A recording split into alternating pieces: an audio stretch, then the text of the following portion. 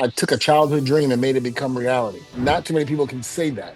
One half of the greatest tag team in the history of this business. D-Von Dudley from the south side of Dudleyville, no nonsense. I didn't want people to look at the Dudley family as being a joke. We shot 5 episodes. It took off the first one, and I was shocked. It just made me think maybe people do want to hear what I have to say. I owe my whole career to Paul Heyman. I owe my life, really, in this business to Paul Heyman. Yeah, they were like, D, he was like, man, if we can use that 3D, that'd be great. I said, use it. The night that we hit our first 3D, it was on Spike. We nearly killed him. He said, D-Von, go get the tables. Before the spot even happened, I go, Bubba, stop telling me to get the damn table. And he goes, D-Von, I think we got something. One of the loudest get the tables that I remember is when you returned in Brooklyn.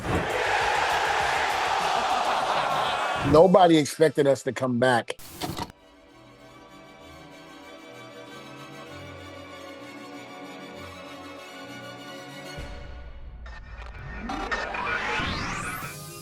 Rewind, recap, relive. Woo! That's what the world is watching.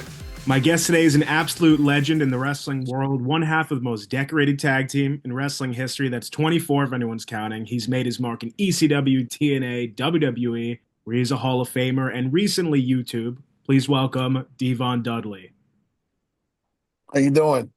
How you doing? No, thank you so much for being here, and welcome back. Last time I had you on, it was about 3 years ago, and you were on alongside Kaya Evans, and who's now Malik Blade. Okay. So that was a fun one. Yeah. You went to wrestling school. Yeah, no, absolutely. But I want to jump right into something I mentioned in the intro, your YouTube channel. It's taken off overnight, and it's so addicting. Like the quality of the videos, the stories you're telling are awesome. Oh, thank you. Everybody should go check it out. What inspired you to take the leap into YouTube? Well, I have been told that I should do it, and I never really put that much effort into it because I didn't have any.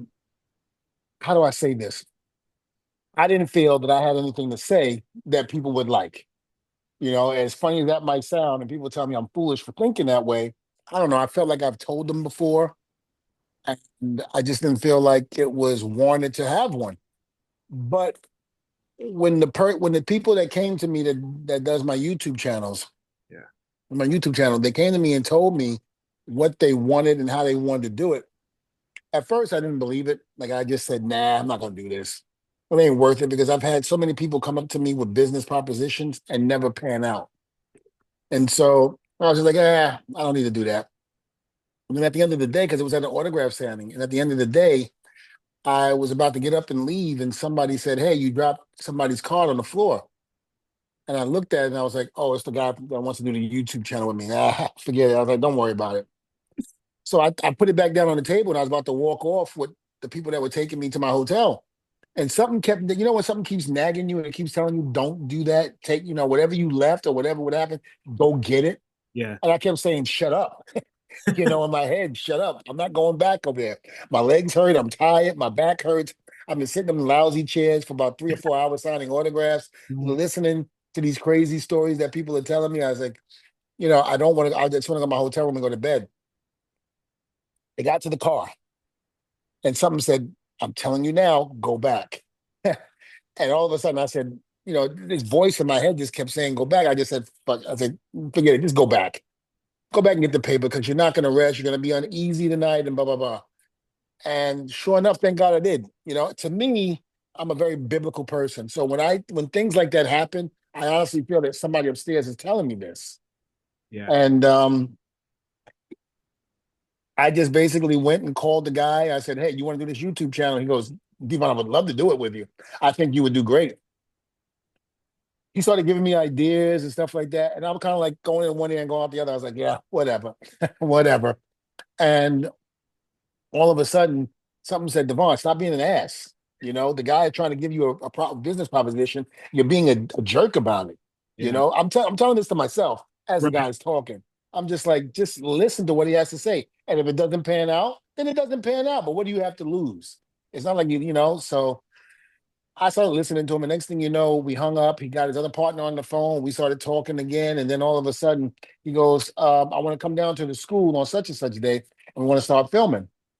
I was like, all right, fine. Come on down this day and blah, blah, blah. And I remember him calling me right before he came down. He goes, oh, I spoke to Maven. And Maven's people knew them, and they were like, "No, D-Von, they're legit." And I was just like, "Oh." I said, "Okay."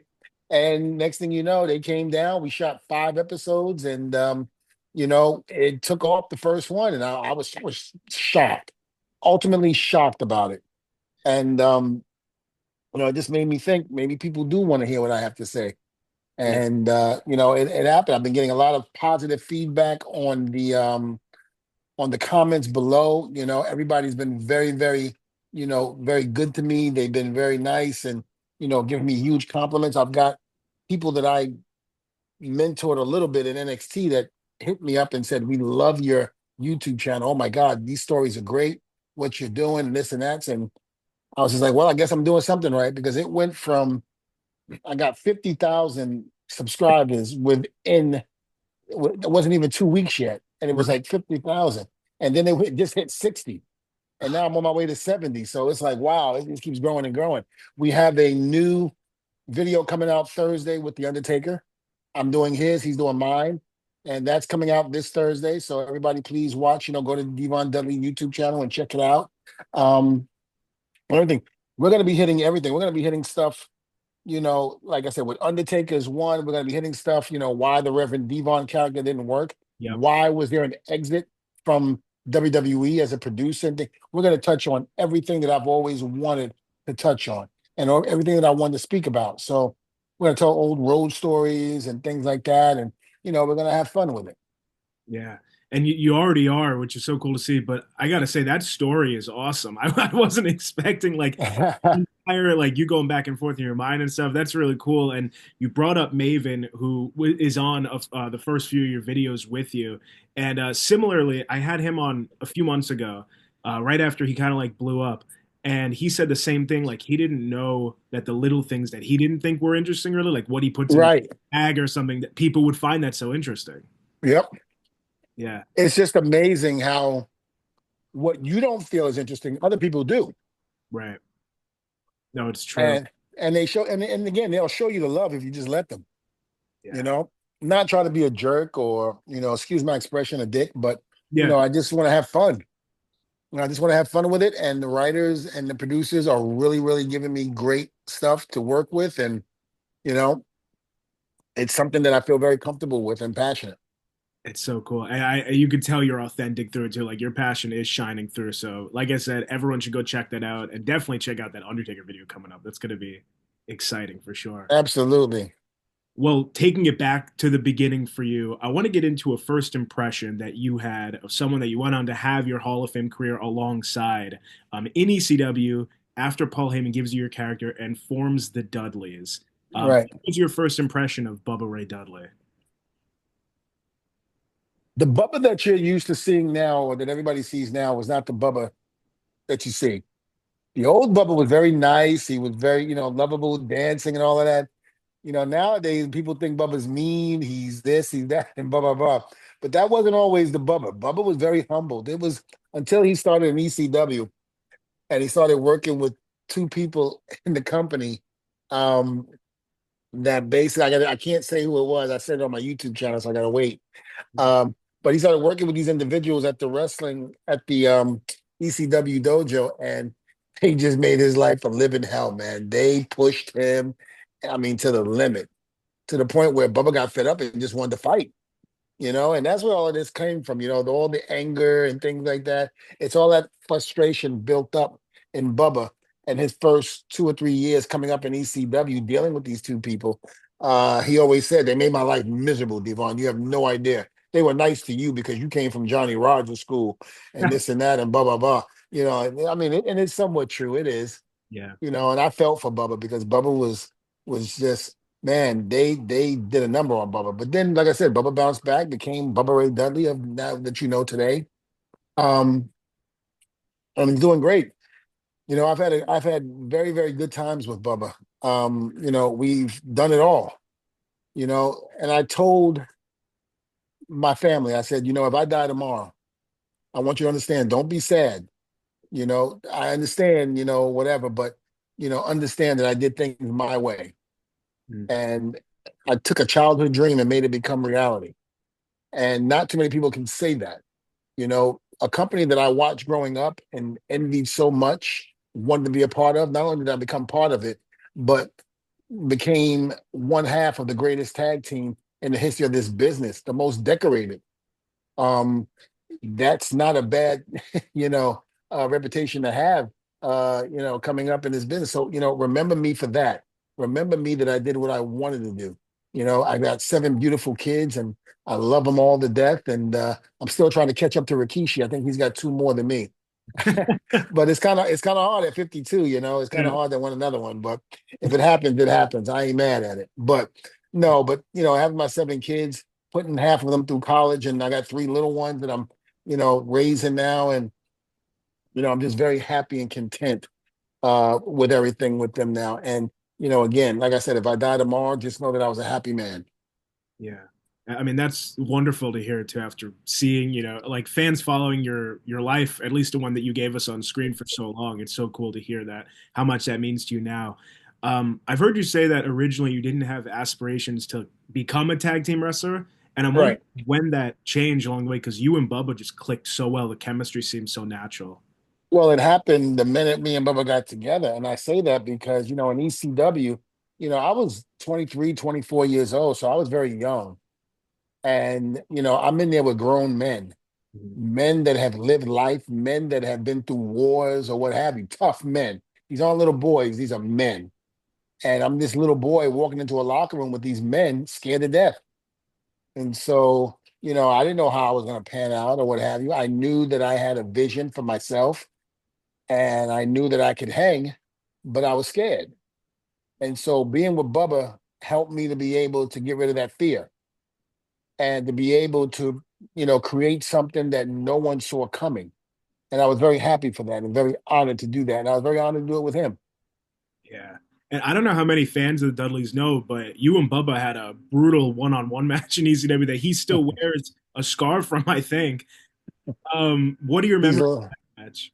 I can tell you what, and let the dirt sheet say this, he's lying. No, but we started off beating the hell out of each other because at one point before I came in the picture, Bubba's gimmick was getting a little stale. And I say that because the people weren't behind him anymore. Before it was dance, Bubba dance, talk, but, and all that in ECW. And it just got to the point where they were tired of it. They didn't want to hear it no more. And then here I come, I'm the, D-Von Dudley from the south side of Dudleyville, no nonsense, disgruntled postal worker, as Paul Heyman told Joey Styles to say in commentating, because I did work for the post office at the time Yeah. when I was going in ECW. I worked for the post office for 5.5 years before I got my break in ECW. And, I was known as a disgruntled postal worker and all of that. So I was a no nonsense type of guy. And I didn't want people to look at the Dudley family as being a joke. And so I was always beating the hell out of Bubba, beating the hell out of the other Dudleys and doing it that way. So it paid off in the end because, Bubba got mad and fed up and he started fighting back. And we had some of the most memorable matches between us that we had ever had in ECW. Yeah. You really did. And one of those moments, that Bubba cutter when he tosses you up there, insane. Flawless. Well, let me just say this. Remember, at that time, I was barely 220 something pounds when I did that Bubba cutter. He threw me up in the air. But yeah, like Bubba said, it was all me. We practiced just a little bit. We did on the crash pad where he threw me up in the air. And I was having problems. Like, when you go up in the air like that, your body's got to be like this. So when you come down like this. Right. And I remember I couldn't keep my legs up. We were at the ECW dojo and I couldn't keep my legs up. I was like, oh my God. So Bubba was like, D-Von, are you sure because you got to do this. If we're going to do this, you have to be able to get your body like this, as opposed to the lower legs being down and your upper body being up. I was like, don't worry, I'll do it. I'll do it. I was like, I got this. And of course, I had no clue. I was scared to death. So when it came time for that particular spot to come, I just kept saying to myself, get up, get up. Don't worry, I'll take care of the rest. And sure enough, it happened. Yeah, it did. A memory that really lives forever. And you just mentioned Paul Heyman. We just saw him go into the Hall of Fame last year in Philly, which was so cool. Mhm. Obviously, well deserved, and he's evolved so much in his career too. But having been around him kind of in the beginning of both of your careers, um, what do you think his real genius is? What is it that makes Paul Heyman such a great mind in the business? Just that, his mind. Mm, He's got one of the greatest minds in his business. Paul Heyman can come up with a storyline like that. He could be on this podcast right now telling you a story that's not even true. But by the time it's over and said and done with, you will believe it to be true. And there's no way he could lie. That's how good Paul Heyman is. We call him Dr. Frankenstein. We call him the mad genius because he is. Dr. Frankenstein in the movie was just that. He was a genius. He took a man, body parts, put them together, put electric bolts in them, and Frankenstein was born. That's how all of that was brought about. So when you look at Paul Heyman, it was kind of like we knew that about him. So his brain basically, you know, was a gift to the wrestling business. And I owe my whole career to Paul Heyman. I owe my life really in this business to Paul Heyman.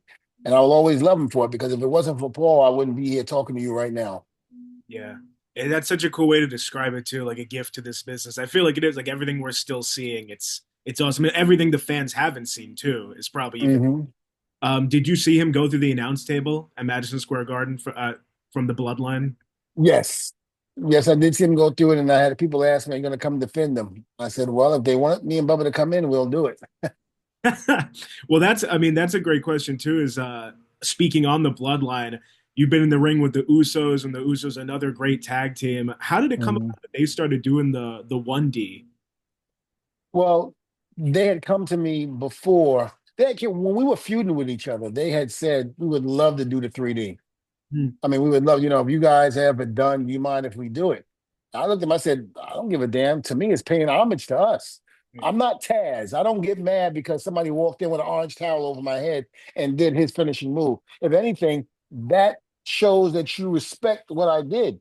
I don't look at it as, brother, that's bullshit. You can't do my move. Come on, man. Come on, Taz. Come on. You don't wrestle no more. We don't wrestle like that anymore. And even if we do come back and do a thing here and there, so what? You know, to keep that move alive, that's great because there are moves that are forgotten, and it's like, does Jake get mad every time somebody does a DDT? Um, You can't get mad over that. So when they came and asked me, I said, yeah, sure.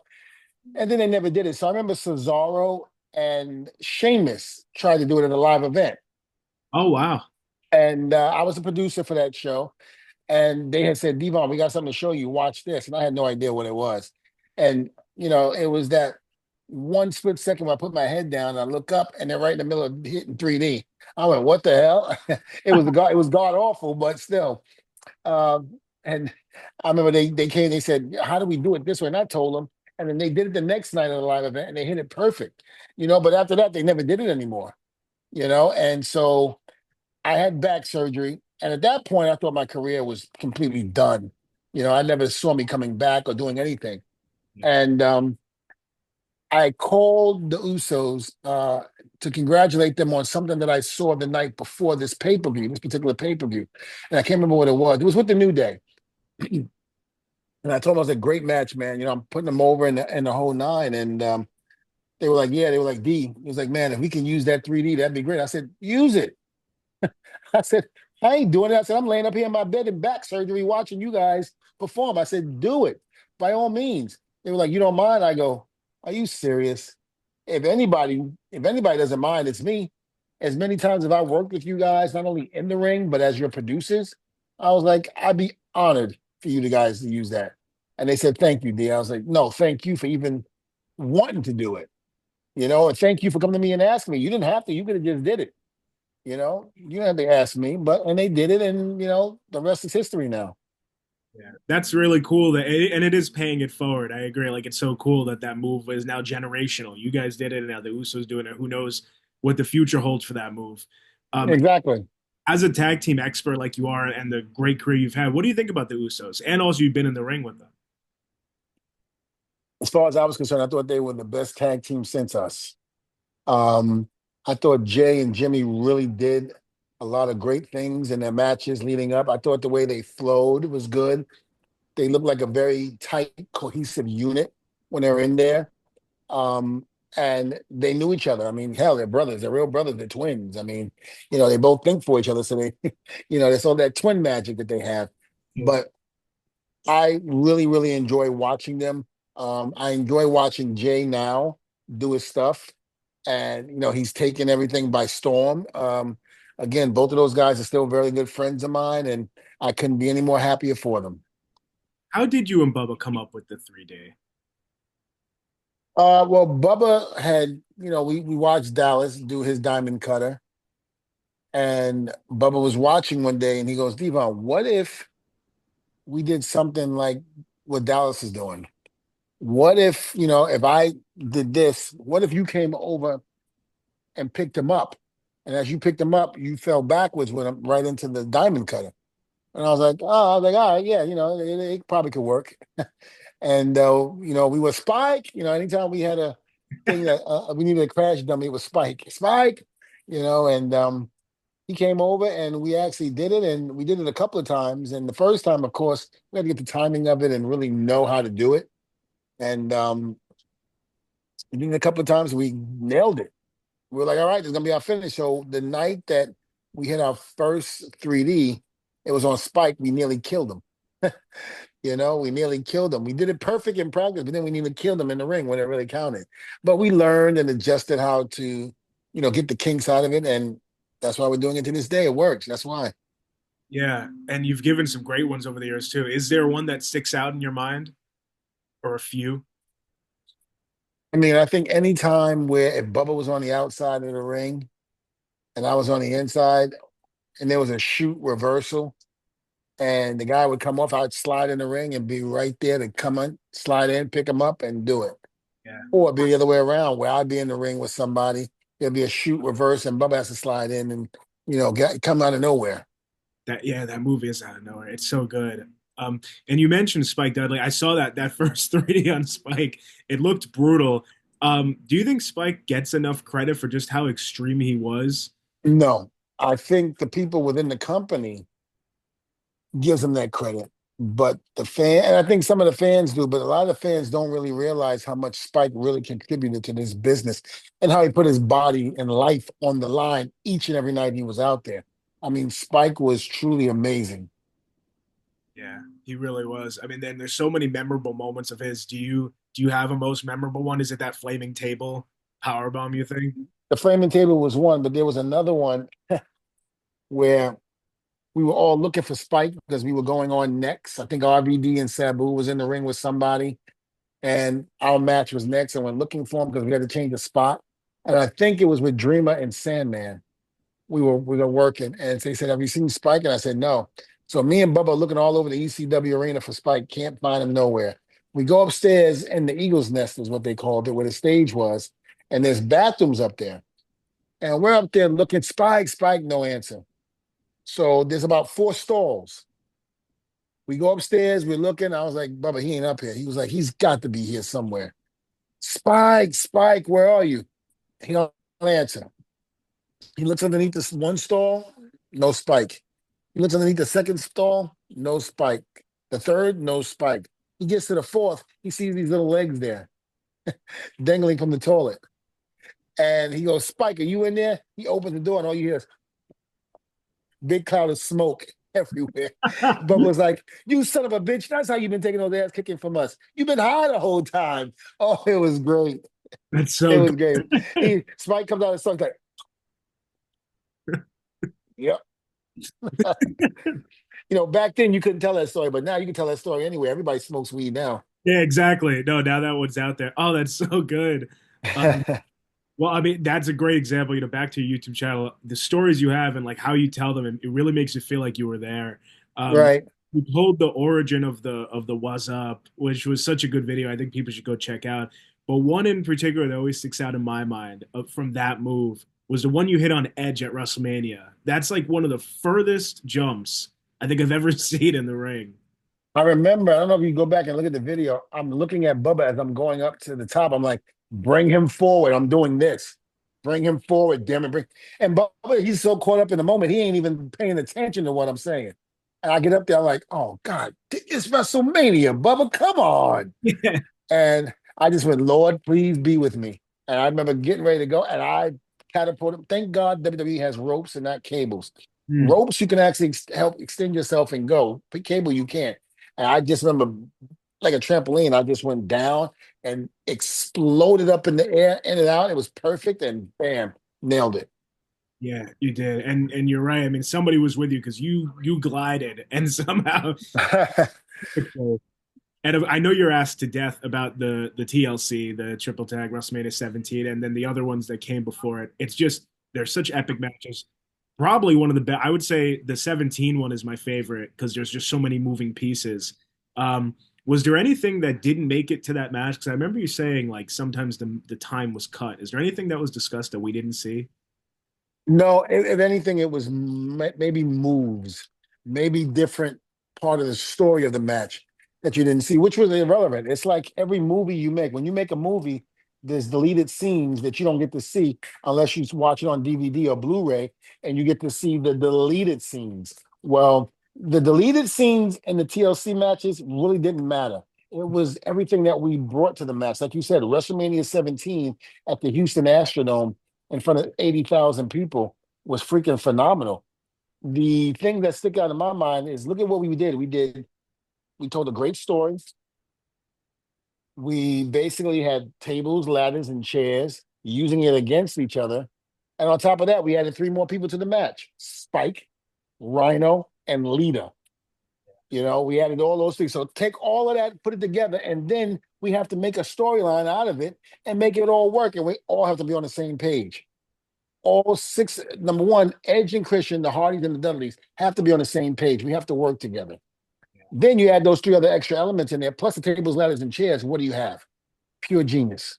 I'm sorry. What we did will never be duplicated. I don't care how many times you can sit there and wow a crowd over some crazy stunt you might do in the middle of that ring in a TLC match. But how we put that match together and the story that we told, that's what makes us different from everybody else. Yeah. I mean, I couldn't agree more. That's the match that if someone I know isn't interesting and wants to just see what it is, I show them that match just to show them how awesome it could be. I feel like it is top of what you just said, like all the moving pieces of what wrestling has to offer. Yeah, I mean, it was a good time. It really was. Well, I mean, we have the Hardys and TNA as tag champs right now, Edge and Christian in AEW. Bubba was recently in TNA as well. And you made that return on NXT too, and Bubba was in NXT. Could we ever see something between the three teams?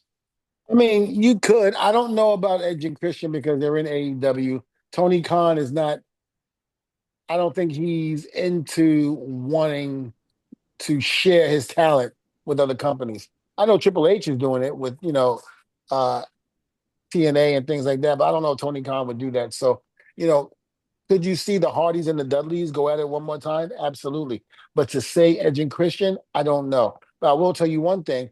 You can get all six of us back in the ring together, but I ain't doing no damn TLC match. Definitely not hanging with Jeff either. No, I ain't definitely hanging with Jeff. That son of a bitch almost killed me. No, check it out. Video up now on D-Von's channel. Great video.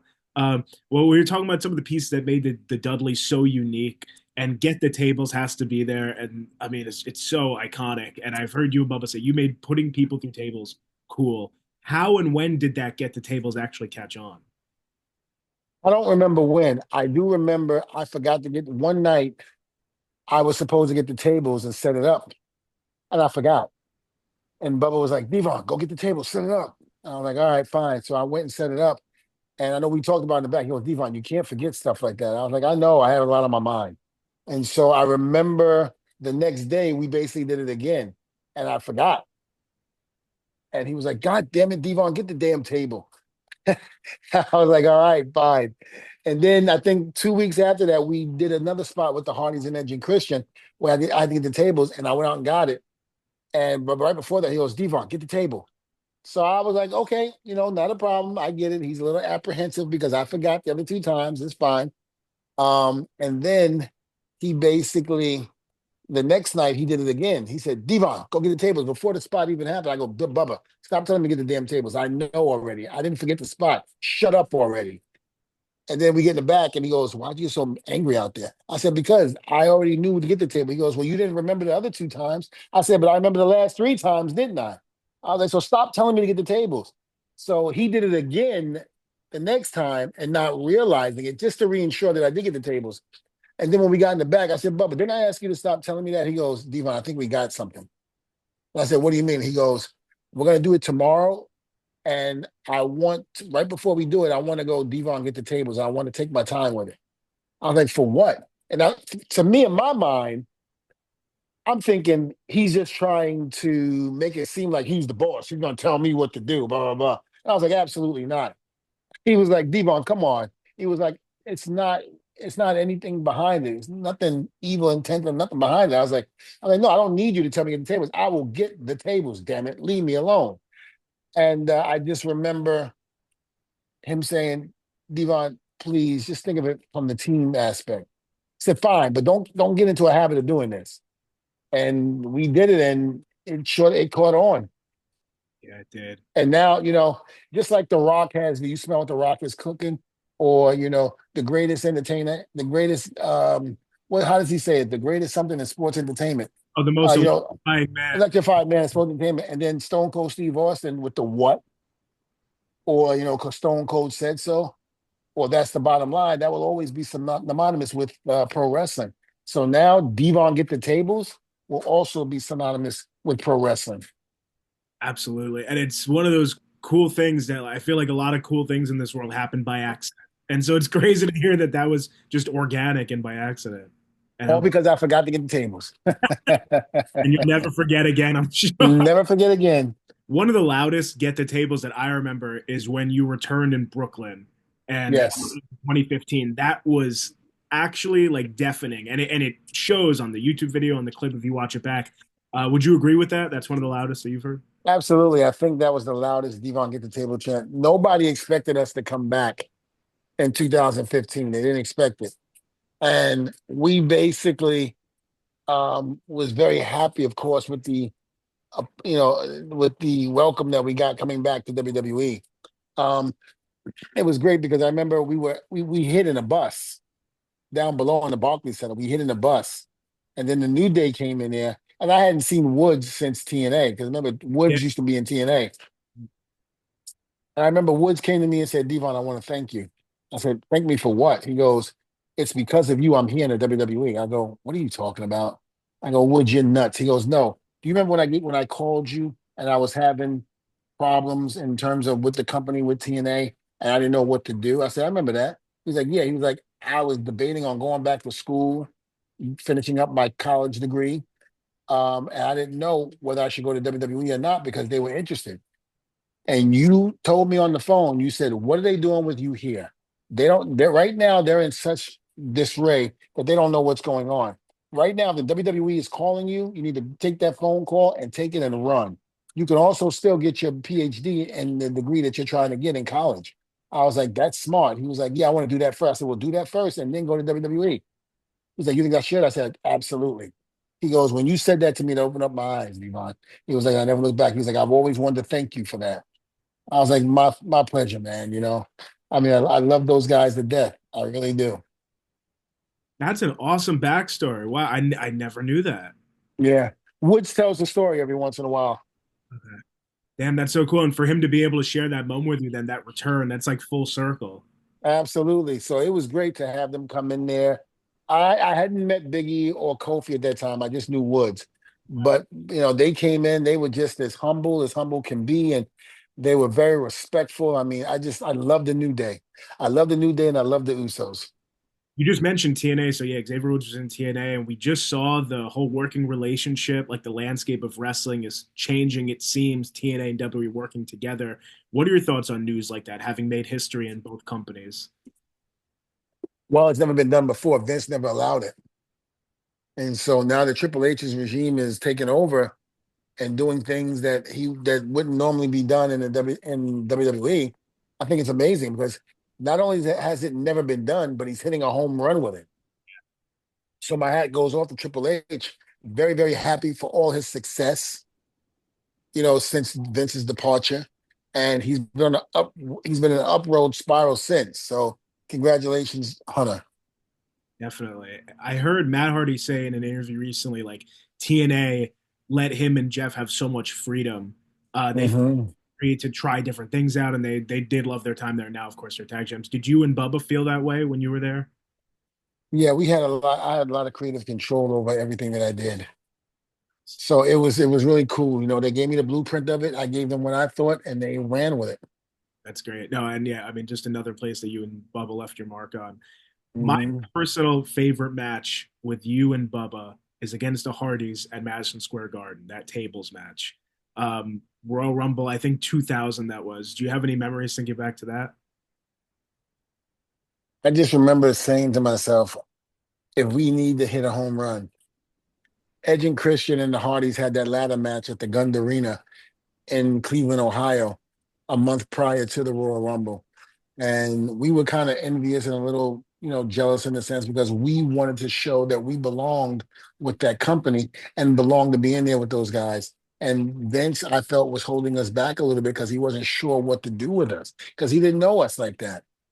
And so, I felt that, it was only important that we had to hit a home run for the Royal Rumble because if we didn't, they would have set us back even more. Yeah. Oh, you absolutely hit a home run. I mean, Hmm. that was a crazy match, I remember. And it's so cool too, like main eventing MSG. I think that was right before the Rumble. That was the main. Hmm. Before we start to wind it down, I want to ask about one more moment. ECW One Night Stand. You and Bubba have had the crowd on fire many times, but you were in the ring for one of the most iconic Sandman entrances of all time. Do you remember feeling that energy around you guys waiting for Sandman? Yeah, I do. I do remember that. Anytime that you heard Into the Sandman, the music from Metallica, and you seen him come out, take that beer, guzzle it, drink it, and then smash it on his head, and then trickles of blood come down for real, that would always excite me and Bubba because we knew that he was ready to come to fight and we were gonna have a good old time. It was gonna be like Roadhouse with Patrick Swayze and Terry Funk. We were just gonna go at it. Definitely. What did that one night stand mean to you guys as ECW originals and everyone kind of coming together for that show? It was closure. Although there was still certain people that weren't there that should have been there, it was closure. It was closure to a company that showed us so much love, so much passion, and made us stars that it was only given to give a proper farewell, to the place that did that for us. Even though it was on WWE's turf, Yeah. still, we were very, very happy to be able to say goodbye to the fans once and for all. I want to say thank you so much, Ivan. I know you're so busy these days. And again, for everyone to go check out the YouTube channel. So thank you for taking the time. Final question for you is if you could go back, we just recounted some great moments of your career, go back to young Devin Hughes and give him some advice before he embarks on this crazy world of wrestling, what would that be?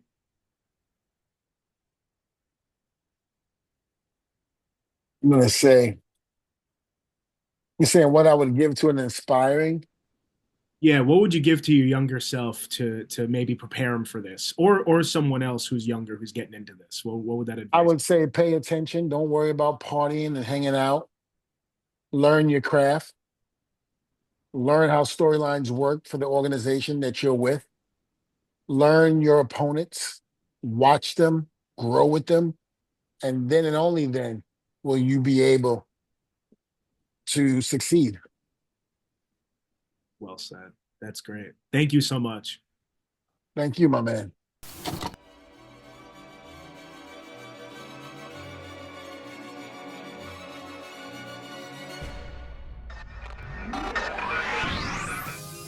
Rewind, recap, relive.